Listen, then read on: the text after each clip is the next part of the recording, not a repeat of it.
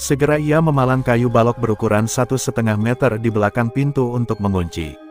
Dari lubang kecil pada dinding rumah yang terbuat dari anyaman bambu, Fajar bisa melihat warga dusun sebelah berlarian menembus gelap. Mereka mengungsi mencari tempat aman. Suara tapak kaki warga yang berlarian dan jerit tangis anak-anak yang diungsikan tengah malam itu membuat ia semakin khawatir dan gelisah.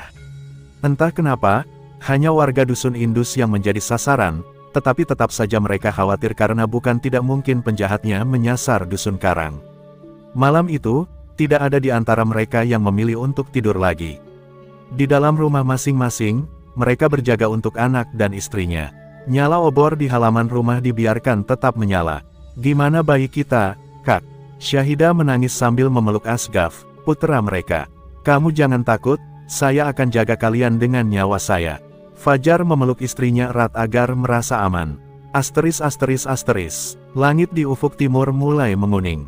Ayam pun turut berkokok menyambut pagi yang cerah. Fajar hendak berangkat berjualan ke pasar yang hanya berjarak 100 meter dari rumahnya. Di sepanjang jalan, warga membentuk kerumunan-kerumunan kecil membincangkan tragedi semalam. Bahkan, saat di pasar pun, berita kematian bayi-bayi itu seakan menjadi topik wajib yang dibicarakan. Pasalnya, mereka mati sehari setelah purnama dan terus berulang. "Pagi, Dayu," sapa Fajar kepada pemilik warung kecil di pintu masuk pasar. Dayu hanya tersenyum manis mendengar suara Fajar yang menyapa ketika lewat di depan warung kecil miliknya. Tak sepatah kata keluar dari mulutnya, hanya senyum dan tatapan mata yang menawan. Dayu Siam, perempuan cantik nan ayu. Ia datang setahun lalu, asalnya dari pulau seberang yang sangat menjunjung tinggi adat. Ia begitu memesona dengan tatapan mata tajam yang khas. Senyum manisnya selalu saja mampu membuat setiap orang yang melihatnya terpana, termasuk Fajar. Ia sering membayangkan perempuan berparas cantik itu walau ia telah memiliki Syahidah. Dayu Siam hidup seorang diri di sebuah gubuk tak jauh dari pasar tempat ia berjualan pisang goreng dan kopi. Tak pernah ada yang tahu siapa keluarganya, bahkan warga sekitar pun tak tahu. Namun, seorang laki-laki penjual tembakau bernama Norman selalu mengawasi dan tampak begitu posesif terhadap Dayu. Mungkin Norman punya hati kepada Dayu Siam, sama seperti laki-laki lainnya.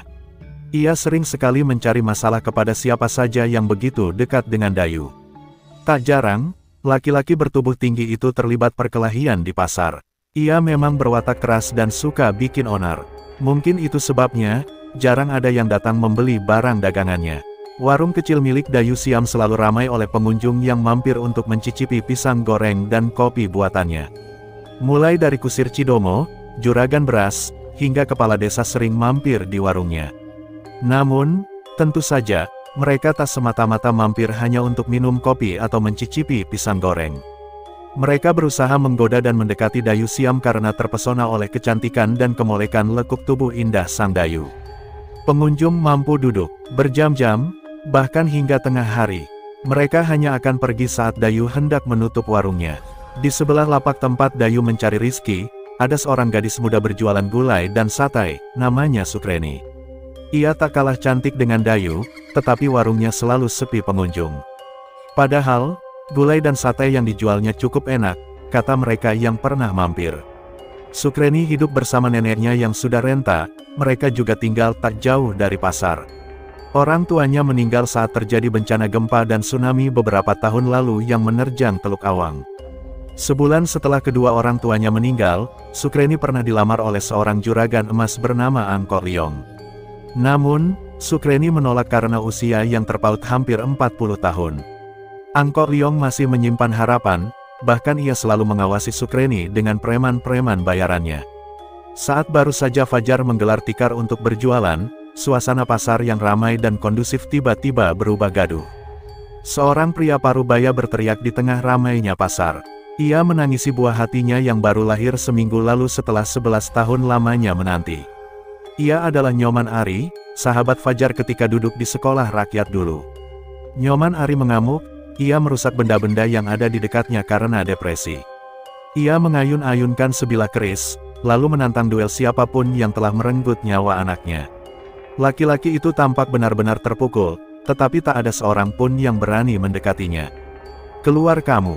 teriak Nyoman Ari. "Keluar kamu, siapapun yang membunuh anak saya." Lanjutnya dengan nada keras dan serak. Hati Nyoman Ari terbakar dendam. Napasnya terengah seperti embusan napas hewan buas yang sangat marah. Tampak matanya memerah menggoreskan kemarahan. Tak jauh dari pasar, Panengah Kompiang juga kehilangan bayi perempuannya. Ia terduduk lemas dan tak percaya atas apa yang terjadi, bahkan berkali-kali ia jatuh tak sadarkan diri. Mereka adalah dua orang ayah yang benar-benar kehilangan permata hidupnya. Asteris. Dari hari ke hari, situasi semakin mencekam. Para orang tua menjadi lebih waspada, bahkan mereka melarang anak-anak mereka bermain terlalu jauh walau siang hari. Semua itu karena cerita kematian bayi-bayi yang tak wajar. Sejak ditemukannya bayi pertama yang mati dengan kondisi sangat mengerikan beberapa bulan lalu, aura desa berubah menjadi sangat lain, hawanya kini berubah seakan menjadi desa terkutuk. Mencekam, tak ada yang berani berjalan sendirian jika sandekala tiba. Matahari kini tepat berada di atas ubun-ubun. Teriknya begitu menyengat, tak ada gumpalan awan di langit yang menaungi bumi siang itu. Semua biru dan tak ada tanda-tanda akan turun hujan. Suhu panas yang terpantul dari permukaan tanah membuat Fajar menyeka peluh berkali-kali. Bahkan, bau pesing dari genangan kencing kuda menguar, menusuk rongga hidung karena terpanaskan. Perlahan pasar mulai sepi dari pengunjung. Tak lama, azan zuhur pun terdengar dikumandangkan oleh beberapa orang dari atas menara masjid tua yang berada di Dusun Karang. Satu persatu pedagang menutup lapaknya. Begitu juga dengan Dayu Siam dan Sukreni, mereka juga hendak menutup dagangannya. Fajar melihat ada pemandangan tak biasa yang terjadi saat hendak membereskan lapaknya. Dari balik pohon waru yang teduh, Nyoman Ari menatap tajam kepada dua perempuan cantik itu sambil menancap-nancapkan ujung keris pada permukaan batang pohon di hadapannya. Ia mencabutnya kemudian menancapkan lagi, berulang-ulang hingga kulit pohon tampak mengelupas. Tiba-tiba, Norman si penjual tembakau itu menghampiri Nyoman Ari. Ia mungkin merasa risih karena tatapan itu begitu tajam ke arah Dayu Siam pujaannya. Mereka tampak sedikit berdebat. Fajar memperhatikan mereka karena khawatir terjadi perkelahian di antara dua orang itu. Namun, karena harus segera pulang untuk Syahidah, Fajar pun membiarkan dua orang itu menyelesaikan urusan mereka sendiri. Dayu, Sukreni, yuk, mari, saya duluan. Fajar menyapa mereka hanya karena ingin melihat senyum-senyum manis terkembang dari bibir dua perempuan itu. Kletak, suara benturan kelereng terdengar. Jentikan jemari menghantam kelereng lawan dan terpental keluar dari lingkaran di atas tanah. Saidi anak kepala dusun memenangkan sebuah pertandingan kelereng sore itu. Seru sekaligus menegangkan. Kembali, bocah-bocah mengadu peruntungan untuk puluhan kelereng di dalam lingkaran itu. Sandikala, maghrib, anak-anak, cukup mainnya, ayo semua pulang, terus berangkat ngaji, ucap Syahidah kepada anak-anak tetangga yang bermain kelereng di halaman rumahnya. Halaman yang cukup luas membuat mereka leluasa bermain. Mendengar ucapan Syahidah, bocah-bocah itu bubar dan berlarian berebut kelereng yang sudah dipasang dalam lingkaran. Saat azan maghrib berkumandang, bocah-bocah di Dusun Karang beramai-ramai menuju rumah Pak Umar untuk belajar mengaji Al-Quran. Pak Umar adalah satu-satunya guru ngaji di dusun itu. Dia begitu tegas, juga paling pandai membaca Al-Quran serta menguasai tajwidnya. Tak hanya itu, ia pun menguasai hukum-hukum dalam Islam, oleh karena itu ia juga terkadang dipanggil Tuan Guru. Lantunan ayat-ayat suci dari bibir bocah-bocah di rumah Pak Umar terdengar merdu. Suara-suara polos mereka selalu menghiasi suasana maghrib di Dusun Karang. Sesekali suara gelak tawa bocah yang bermain mengiringi lantunan ayat suci di tempat mengaji itu. Tetapi, suasana lain juga begitu terasa sejak banyaknya peristiwa bayi mati tak wajar. Kini anak-anak pengajian lebih sering ditunggu oleh amak dan inaknya. Mereka khawatir sesuatu terjadi kepada anak-anak mereka seperti yang terjadi di Dusun Indus. Keesokan harinya, baru saja Fajar hendak membuka lapak, pasar tempatnya berjualan kembali gempar. Nyoman Ari ditemukan tewas mengenaskan di bawah jambatan tak jauh dari pasar. Ia ditemukan tergantung pada seutas kawat yang menjerat lehernya. Jeratan kawat itu begitu kuat hingga mematahkan tulang leher Nyoman Ari. Bunuh diri, begitu bisik-bisik yang terdengar dari mereka yang menyaksikan. Namun, ada yang aneh dari penemuan mayat itu. Terdapat banyak luka goresan di punggungnya, seperti bekas kuku yang mencengkram atau bekas cakaran lebih tepatnya. Menurut polisi, kemungkinan ia dibunuh setelah berhubungan badan, kemudian digantung. Polisi mendapati bercak sperma pada lokasi kejadian, tepatnya pada kardus yang diduga dijadikan sebagai alas dan juga pada sarungnya. Kemarin siang memang ada perdebatan antara Nyoman Ari dengan penjual tembakau itu. Namun, saat mayatnya ditemukan, tak terlihat Norman di lokasi kejadian maupun di pasar tempat ia biasa berjualan. Fajar langsung menaruh curiga pada Norman. Waktu malam, saya lihat dua orang turun ke bawah jembatan, salah satunya perawakan dia. Seorang nenek menunjuk ke arah mayat yang tergantung.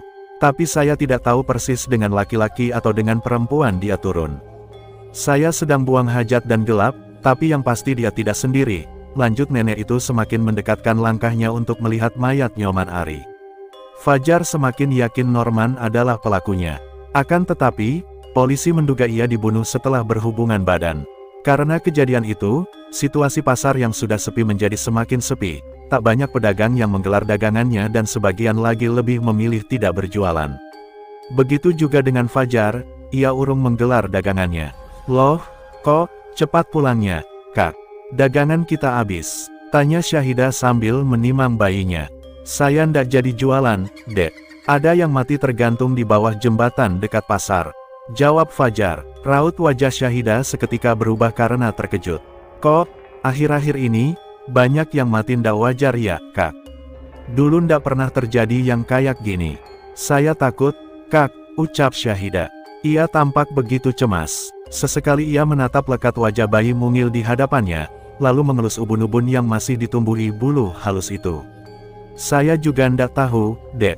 Tapi, kalau kematian yang menimpa Nyoman Ari, sepertinya saya tahu siapa yang terlibat. Pasti Norman, penjual tembakau itu," ucap Fajar dengan yakin. "Hush, jangan menuduh orang sembarangan, apalagi tidak ada bukti.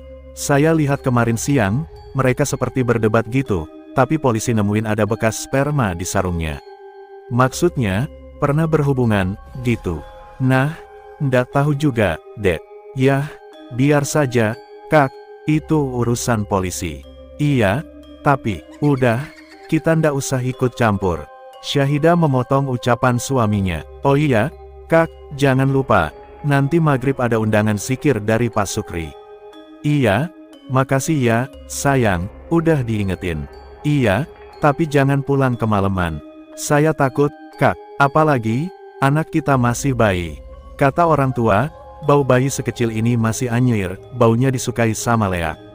"Iya, sayang, nanti pulang cepat, kok." Asteris, saya ke rumah Pak Sukri dulu. Teman-teman yang lain sudah pada jalan. Selesai zikiran, saya langsung pulang, ucap Fajar pada Syahidah sambil memasang peci hitam di kepalanya. "Nggih, Kak." Setelah salat maghrib, Fajar segera menuju rumah Pak Sukri untuk menghadiri undangan zikir. Jarak rumah Pak Sukri dari rumahnya sekitar setengah kilometer. Baru berjalan sekitar 100 meter dari rumahnya, tiba-tiba gerimis dan angin bertiup agak kencang. Awalnya, Fajar ragu untuk terus melanjutkan perjalanan, tetapi untuk menghargai undangan Pak Sukri, ia terus melangkahkan kaki ke sana. Saat Fajar melewati kebun pisang, ufuk barat masih menyisakan sedikit warna jingga, tetapi pandangannya mulai tersamar karena gelap. Laki-laki itu pun menyalakan obor yang ia bawa. Baru beberapa langkah masuk melintasi kebun pisang, tak sengaja ia melihat seorang perempuan berkulit putih sedang mandi di dekat sumur yang terletak di tengah-tengah kebun. Tak ada satupun rumah di dekat kebun itu. Fajar merasa tak enak hati untuk melintasi kebun pisang, sebab letak sumur itu begitu dekat dari jalan yang harus ia lewati dan sangat terbuka. Fajar menunggu beberapa saat dan memberikan kode agar perempuan itu segera menyelesaikan mandinya. Namun, hingga hampir masuk waktu Isya, ia masih saja terus menimba dan menuangkan air dari gayung ke ubun-ubunnya. Suara guyuran demi guyuran masih terdengar oleh Fajar. Khawatir acara zikir selesai, akhirnya Fajar melewati perempuan itu dengan wajah tertunduk dan langkah kaki yang lebih cepat dari biasanya. Ia tak berani menoleh sedikit pun. "Lolos doang, Kak, sini mandi samaan," ucap perempuan itu saat Fajar melintas. "Dek." Fajar menghentikan langkahnya. Suara lembut perempuan itu terdengar tak asing, tetapi ia tidak berhasil menemukan siapa pemilik suara itu. "Ndak mampir dulu, temenin saya mandi," lanjut perempuan itu menggoda. Terdengar suara gayung yang dilepas dengan kasar. "Sini," goda perempuan itu lagi. Fajar tetap menahan godaan itu, walau darahnya mengalir begitu deras dan degup jantung yang semakin cepat. Maaf, adik, saya harus pergi, balas Fajar dengan gugup. Yakin, suara perempuan itu semakin dekat. Ia kini berada persis di belakang Fajar. Fajar terdiam dan hampir tergoda ingin menerkamnya. Naluri lelaki dalam jiwanya semakin liar. Permisi, adik. Fajar segera berlalu dan terus menyugesti diri bahwa itu tidaklah benar dan ada istri serta anaknya menunggu di rumah. Semakin Fajar melangkah, semakin pula ia merasa seperti ada yang mengikuti. Ia menjadi gelisah seakan ada banyak pasang mata yang mengawasi setiap langkahnya dari balik pohon pisang dan bambu yang lebat. Belum keluar dari kebun pisang, tiba-tiba seorang nenek tanpa menggunakan penerang menyalip langkah Fajar. Fajar sedikit terkejut atas kehadiran nenek itu. Seketika bulu-bulu halus di tubuhnya meremang. Langkah Fajar terhenti. Ia membalikkan badan sempurna ke belakang untuk memastikan. Ternyata perempuan yang tadi mandi sudah tak ada di dekat sumur. Sepi, Fajar merasa agak lega. Lalu mengembuskan napas panjang karena bukan perempuan itu yang mengikutinya. Fajar kembali membalikkan badan bermaksud melanjutkan perjalanan menuju rumah Pak Sukri. Alhamdulillah. Kirain perempuan itu ngik. Kamu lihat apa? Teriak seseorang berwajah keriput di depan wajah Fajar. Fajar terperanjat dan tersungkur ke belakang.